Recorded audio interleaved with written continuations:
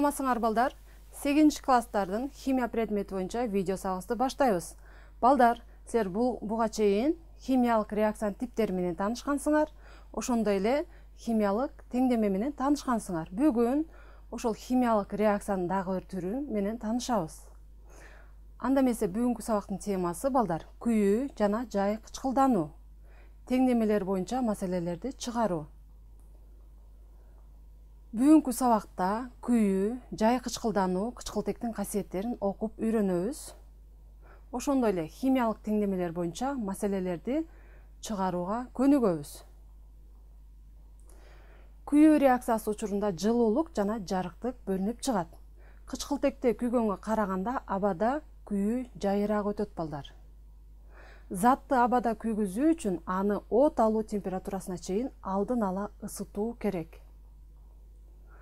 Күйгүзүүнүн башталышы үчүн балдар зарыл болгон шарттар бул күйүүчү затты от алуу температурасына чейин ысытуу керек.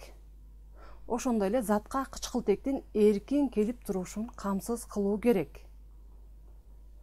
Ал эми тескерисинче ушул күйүүнү токтотуу үчүн зарыл болгон шарттар бул затты анын от алуу температурасынан төмөнкү температурага чейин муздатуу керек. Жана ошондой эле кычкылтектин келишин токтотуу зарыл болот балдар. Заттын кычкылдануусу жылуулукту бөлүп чыгаруу менен жүрсө да, күйүүсүз эле жүрүшү мүмкүн балдар. Бул процессти биз жай кычкылдануу деп айтабыз. Бул жерде балдар, демек күйүү менен жай кычкылдануунун айырмасы бар. Күйүүдө жылуулуктан жана жарыктык бөлүнүп чыгат, ал эми жай кычкылданууда жарыктык бөлүнүп чыкпайт. Келгиле балдар, эми ушул химиялык теңдемелер боюнча маселелерди чыгарып көрөлү. Биринчи маселе. Шартына жакшылап көңүл бурабыз балдар. 3 грамм магний кычкылтек менен аракеттенишкенде канча массадагы магнийдин оксиди пайда болот дейт. Бул берилиши балдар, берилип атат. Биз маселе чыгарарда демек берилишин кыскача жазып алабыз. Берилишин жакшылап окуп көрсөңөр, демек магнийдин массасы берилген 3 грамм. Биз табышыбыз керек экен балдар. Реакциянын натыйжасында пайда болгон магнийдин оксидинин массасын аныкташыбыз керек.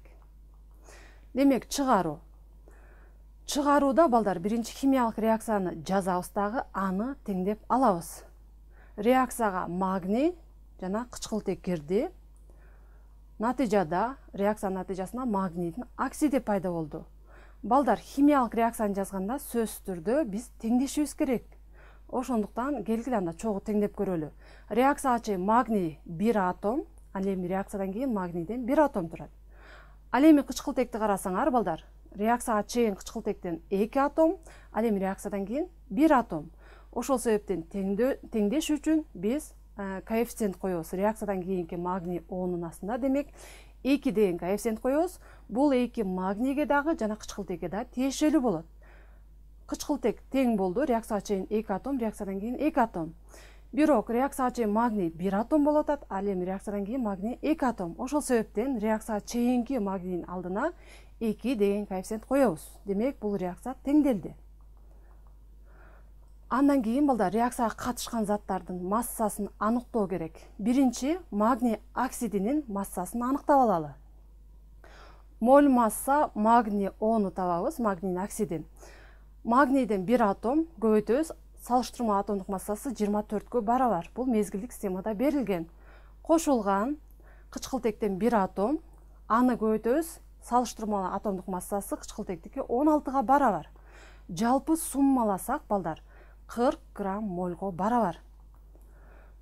Бул жерден биз массаны аныктап алсак болот. Демек m барабар μ көбөйтүлгөн ν деген формула менен. Бул жерде ν заттын моль массасы 40 грамм мольго барабар болду, ал эми заттын саны 2 моль. Бул формула негизинде демек 40 грамм мольду көбөйтөбүз 2 мольго. Окшош мольдор кыскарып кетет дагы, натыйжада 80 грамм. Бул магнийдин оксидинин массасы болду. Магнийдин массасын аныктап алалы эми. Моль масса магний. Магнийден 1 атом, аны көбөйтөбүз, салыштырмалуу атомдук массасы 24-кө. Реакциянын эсептөөнүн натыйжасында 24 грамм моль пайда болду. жанагындай эле массасын аныктап алабыз. Демек, бул жерде моль масса 24 грамм моль, ал эми заттын саны 2 моль болуп атат. Масса магнийдикин аныктай турган болсок, 24 грамм мольду көбөйтөбүз 2 мольго. Бул жерде да мольдор кыскарат дагы, натыйжада 48 грамм пайда болот. Реакциянын теңдемесинен алынган сандык маалыматтарга таянып, катыш түзүү менен реакциядан кийинки пайда болгон магнийдин оксидинин массасын эсептеп алалы балдар. Демек, реакциясын жазып алабыз. Ошол реакциянын үстүнө магнийдин массасын жазып алабыз. Демек, эсептөөнүн жыйынтыгында 48 грамм пайда болду. Ошондой эле реакциядан кийинки магний онундагы массасын эсептеп алдык. Ал 80 граммга барабар. Демек, 80 грамм магнийде 48 грамм магний бар. Башкача айтканда, 48 грамм магнийден 80 грамм магнийдин оксидин алууга болот. Ал эми бизден сурап атат.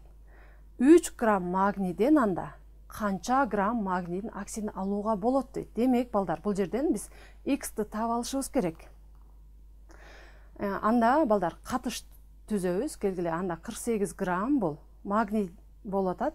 48 грамм магнийден, демек, 80 грамм магнийдин оксидин алууга болот экен. Бизден сурап атат анда 3 грамм магнийден канча грамм магнийдин оксидин алууга болот дейт. Бул жерде X грамм барабар деп жазып алабыз дагы. Бөлчөк сызыгын сызабыз. Бул жерде 3 граммды, демек, 80 граммга көбөйтөбүз. 3 көбөйтүлгөн 80 бөлөбүз 48ге. Реакциянын эсептөөнүн натыйжасында, балдар, 5 грамм пайда болду. Бул жерде, демек, 3 граммдан 5 грамм, 3 грамм магнийден 5 грамм магнийдин оксидин алууга болот экен. Келгиле, анда тактап жазып коелу. Демек, 48 граммдан 80 грамм магнийдин оксиди алынат экен. Ал эми 3 грамм магнийден 5 грамм магнийдин оксидин алууга болот. Жообу, демек, 3 грамм магний кычкылтек менен аракеттенишкенде 5 грамм магнийдин оксиди пайда болду, балдар. Бул биринчи маселенин жыйынтыгы болду. Келгиле, экинчи маселени да карап көрөлүчү, балдар. 5 моль суутекти кычкылтекте күйгүзгөндө дейт, канча массадагы суу пайда болот деп сурап атат. Бул жерде, балдар, заттын саны берилген. Башкача айтканда, 5 мольду көрүп атасыңар. Келгиле, анда берилишин жазып алабыз. Биринчи берилди. Ню H2ники берилип атат 5 моль деп. Биз табышыбыз керек экен реакциянын натыйжасында пайда болгон суунун массасын. Биз чыгарууда биринчи теңдемесин жазып алабыз, балдар. Демек, суутек менен кычкылтек аракеттенишип, реакциянын натыйжасында сууну пайда кылды. Келгиле, балдар, анда реакцияны жазып алгандан кийин теңдеп алышыбыз керек. Чогуу теңдейли. Реакцияга чейин суутек 2 атом, реакциядан кийин 2 атом. Ал эми кычкылтек реакцияга чейин 2 атом, реакциядан кийин 1 атом. Демек, кычкылтек тең эмес экен. Бул жерде теңдеш үчүн реакциядан кийинки H2O'нун алдына 2 деген коэффициент коебуз. Бул 2 суутекке дагы жана кычкылтекке да тиешелүү. Реакцияга чейин кычкылтек 2 атом, реакциядан кийин 2 атом. Кычкылтек атому тең болду.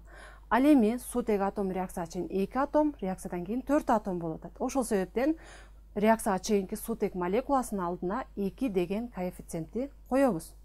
Теңдеме тең болду, балдар. Реакцияга катышкан заттардын массасын эсептеп алалы эми. Суунун массасын аныктап көрөлү, балдар. Дагы моль массасын аныктайбыз. Демек, H2O барабар 2 атом суутек көбөйтөбүз, салыштырма атомдук массасы 1ге барабар. Кошобуз, кычкылтектен 1 атом көбөйтөбүз, анын салыштырма атомдук массасы 16га барабар. Жалпы суммасы уласак, балдар, 18 грамм моль. Бул жерден дагы массасын аныктап алабыз, балдар.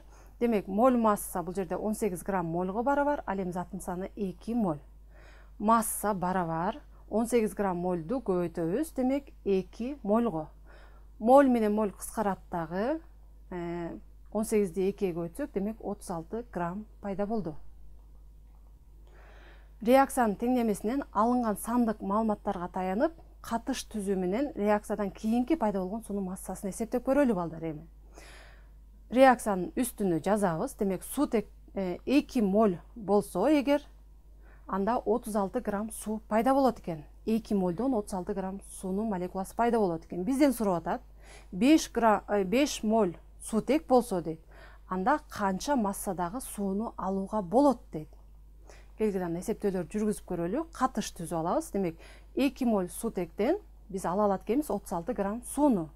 Ал эми 5 моль сутектен канча массадагы сууну алууга болот? Бул белгисиз экен. Келгиле аны эсептеп көрөлү. X грамм суунун массасын аныкташыбыз керек. Бөлчөк сызығыңыз алса, бөлчөктүн үстүнө 5 мольду көбөйтөбүз 36 граммга. Бөлөбүз аны 2 мольго. Бул жерде дагы мольдор кыскарат дагы эсептөөнүн натыйжасында балдар 90 грамм пайда болду. Демек балдар 2 моль сутектен 36 грамм сууну алууга болот. Бул бизге белгилүү болчу. Ал эми 5 моль сутектен 90 грамм сууну алууга болот экен. Демек балдар биз эсептөө жолу менен чыгара алдык. Жобу 5 моль сутекти кычкылтекте күйгүзгөндө 90 грамм сууну алууга болот экен. Бул экинчи маселе балдар. Келгиле эми дагы кийинки маселени карап көрөлүчү балдар. Үчүнчү маселеге көңүл бурабыз анда. Берилишин жакшылап окуйбуз. 9 грамм күкүрттүн 6 валенттүү оксидин алуу үчүн канча массадагы күкүрт жана нормалдуу шартта канча көлөм кычкылтек керектелет дейт. Бул жерде эки затты сурап атат балдар. Күкүрттүн массасын жана кычкылтектин көлөмүн сурап жатат. Келгиле ана берилишин жазып алалы. Берилди бул жерде. SO3-түн күкүрттүн 6 валенттүү оксидинин массасы берилген 9 грамм деп. Ал эми бизден сурап жатат, биз табышыбыз керек экен. Демек, кычкылтектин көлөмүн жана күкүрттүн массасын аныкташыбыз керек. Бул жерде эки суроо болуп аткандыктан биз балдар эки маселе чыгарабыз, эки пропорция аркылуу. Келгиле ана чыгарып баштайлы. Биринчи балдар химиялык реакциянын теңдемесин жазып алабыз. Күкүрт демек балдар кычкылтек менен аракеттенишиптер. Реакциянын натыйжасында кычкылтек жетиштүү болгондуктан күкүрттүн 6 валенттүү оксиди пайда болгон. Реакцияны карап көрсөңөр балдар, бул жерде теңдеме тең эмес. Күкүрт реакцияга чейин 1 атом, реакциядан кийин да 1 атом. Кычкылтек реакцияга чейин 2 атом, ал эми реакциядан кийин 3 атом. Демек, кычкылтек тең эмес. Бул жерде теңдөө максатында балдар реакциядан кийинки күкүрттүн 6 валенттүү оксидинин алдына 2 деген коэффициентти коебуз. Бул 2 күкүрткө дагы кычкылтекке да тиешелүү. Демек, бул жерде кычкылтек 6 атом болду. Ал эми реакцияга чейинки кычкылтекти карасаңар балдар, 2 атом. Ошол себептен теңдеш үчүн биз реакцияга чейинки кычкылтектин алдына 3 деген коэффициентти коебуз. Ал эми күкүрт реакцияга чейин 1 атом турат, реакциядан кийин 2 атом. Ошол себептен реакцияга чейинки күкүрттүн алдына 2 деген коэффициентти жазабыз. Карап көрсөңөр балдар, демек теңдеме теңелди. Келгиле эми реакциянын катышкан заттардын массаларын аныктап алалы. Биринчи, бул жерде кычкылтектин көлөмүн аныктоо керек балдар.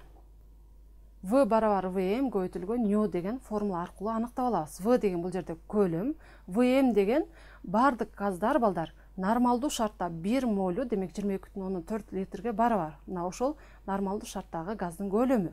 Ал эми ν деген бул заттын саны болот. Демек, Vm 22,4 литр мольго барабар, бул турактуу сан балдар. Ал эми ν болсо, заттын саны бул 3 мольго барабар болуп атат. Формула кое турган болсок, демек кычкылтектин көлөмүн эсептей турган болсок, 22,4 литр мольду көбөйтөбүз 3 мольго. Бул жерде дагы моль менен моль кыскарат дагы, натыйжада бирдиги литр калат. 22,4 литрди көбөйтөбүз 3кө. Эсептөөнүн натыйжасында балдар 67,2 литр пайда болду. Демек, бул кычкылтектин көлөмү. Андан кийин балдар күкүрттүн реакциянын натыйжасында пайда болгон күкүрттүн 6 валенттүү оксидинин массасын эсептеп көрөлү. Моль масса SO2 жоксо күкүрттүн 6 валенттүү оксиди эсептесек, бул жерде күкүрттөн 1 атом турат. Ошол себептен 1ди көбөйтөбүз 32ге. Бул 32 күкүрттүн салыштырмалуу атомдук массасы. Кошобуз, кычкылтектен 3 атом турат. Аны көбөйтөбүз, кычкылтектин салыштырмалуу атомдук массасы 16га барабар. Эсептөөнүн натыйжасында балдар, демек 80 грамм моль пайда болот. Бул жерде дагы массасын аныктай турган болсок, бул формулага салабыз дагы. Бул жерде моль масса, демек 80 грамм мольго барабар. Ал эми заттын саны 2 моль. массасын SO3-түкүн аныктай турган болсок, балдар, 80 грамм мольду көбөйтөбүз 2 мольго. Бул жерде дагы, балдар, моль менен моль кыскарып кетет, себеби окшош болуп атат. Ал эми 80-ди 2-ге көбөйтсөк, 160 грамм пайда болот. Демек, бул күкүрттүн 6 валент оксидинин массасы болду. Реакциянын теңдемесинен алынган сандык маалыматтарга таянып, катыш түзүү менен реакцияга катышкан кычкылтектин көлөмүн эсептеп көрөлү, балдар. Демек, күкүрт кычкылтек менен аракеттенишип, күкүрттүн 6 валент оксидин пайда кылды. Бул жерде, балдар, 160 грамм күкүрттүн 6 валент оксидин алуу үчүн 67,2 литр кычкылтек керектелет экен. Ал эми бизден сурап атат, балдар, 9 грамм күкүрттүн 6 валент оксидин алуу үчүн канча көлөм кычкылтек керектелет деп сурап атат. Келгиле аны эсептөөлөрдү жүргүзөлү, катыш түзүп алалы. Демек, 160 грамм күкүрттүн 6 валент оксидин алыш үчүн 67,2 литр кычкылтек керектелет экен. Бул маалымат бизге белгилүү, балдар. Ал эми 9 грамм күкүрттүн 6 валент оксидин алуу үчүн дейт, канча литр кычкылтек керектелет деп атат. Демек, бул жерде X-ты табабыз. X литр барабар бөлчөк сызыгын сызып алабыз да, бөлчөктүн үстү жагына 9 грамм көбөйтөбүз 67,2 литрге. Аны бөлөбүз 160 граммга. Бул жерде дагы, балдар, грамм менен грамм кыскарып кетет дагы, бирдиги литрга калат. Демек, эсептөөнүн натыйжасында, балдар, бул жерде 3,78 литр пайда болду. Демек, балдар, 160 грамм күкүрттүн 6 валент оксидин алуу үчүн 67,2 литр кычкылтек керектелсе, 9 грамм күкүрттүн 6 валент оксидин алуу үчүн, балдар, демек, 3,78 литр кычкылтек керектелет экен. Биз муну далилдеп, эсептөө жолу менен чыгардык. Демек, жообу, балдар, 9 грамм күкүрттүн 6 валент оксидин алуу үчүн нормалдуу шартта 3,78 литр кычкылтек керектелет экен. Дагы реакциянын шартын окуп көрсөңөр, балдар, бул жерде бизден күкүрттү сураган. Эми келгиле күкүрттүн массасын эсептеп көрөлү. Күкүрттүн массасын эсептей турган болсок, күкүрттүн моль массасы 1 атом күкүрт турат, ошол себептен аны көбөйтөбүз, салыштырма атомдук массасы 32-ге. Эсептөөнүн натыйжасында, балдар, 32 грамм моль пайда болду. Бул жерде дагы массасын аныктап алабыз бул формула менен. Демек, моль масса күкүрттүк 32 грамм мольго барабар, ал эми заттын саны 2 моль болду. Күкүрттүн массасын эсептей турган болсок, демек, 32 грамм мольду көбөйтөбүз 2 мольго. Бул жерде дагы, балдар, демек, моль менен моль кыскарат дагы, 32-ни 2-ге көбөйтсөк, демек, 64 грамм пайда болот. Демек, бул күкүрттүн массасы болду. Эми реакциянын теңдемесинен алынган сандык маалыматтарга таянуу менен, балдар, күкүрттүн массасын эсептеп көрөлү. Демек, 64 грамм күкүрттүн, балдар, 160 грамм күкүрттүн 6 валент оксидин алууга болот экен. Ал эми бизден сурап атат, 9 грамм күкүрттүн 6 валент оксидин алуу үчүн, дейт, канча массадагы күкүрт керектелет деп сурап атат. Келгиле аны эсептөө жолу менен чыгарып көрөлү. Катыш түзөбүз анда. 160 грамм күкүрттүн 6 валент оксидин алуу үчүн 64 грамм күкүрт керектелет экен. Ал эми 9 грамм күкүрттүн 6 валент оксидин алуу үчүн, дейт, канча массадагы күкүрт керектелет деп сурап атат. Анда X-ты таап алабыз. X грамм күкүрт барабар бөлчөк сызыгын сызабыз да, анын үстүнө 9 граммды көбөйтөбүз 64 граммга. Ал эми бөлчөктүн алдына 160 грамм деп жазабыз. Бул жерде эсептөөлөрдүн натыйжасында, балдар, демек, 3,6 грамм пайда болду. Демек, балдар, бул жерде 160 грамм күкүрттүн 6 валент оксидин алуу үчүн 67,2 литр кычкылтек керектелет жана 64 грамм күкүрт керектелет. Бул бизге белгилүү маалыматтар. Ал эми бизден сурап жаткан 9 грамм күкүрттүн 6 валент оксидин алуу үчүн, балдар, демек, кычкылтектен 3,78 литр керектелет экен. Ал эми күкүрттөн болсо 3,6 грамм күкүрт керектелет экен. Демек, жообу, балдар, 9 грамм 6 валент күкүрттүн оксидин алуу үчүн 3,6 грамм күкүрт керектелет жана нормалдуу шартта 3,78 литр кычкылтек керектелет экен, балдар. Демек балдар, бүгүнкү сабакта биз күйүү, жай кычкылдануу, кычкылтектин касиеттери боюнча маалымат алдык жана химиялык теңдемелер боюнча маселелерди чыгарууну үйрөндүк. Балдар, ушуну менен бүгүнкү сабагыбыз аяктады. Кийинки сабакта көрүшкөнчө сак саламатта калгыла.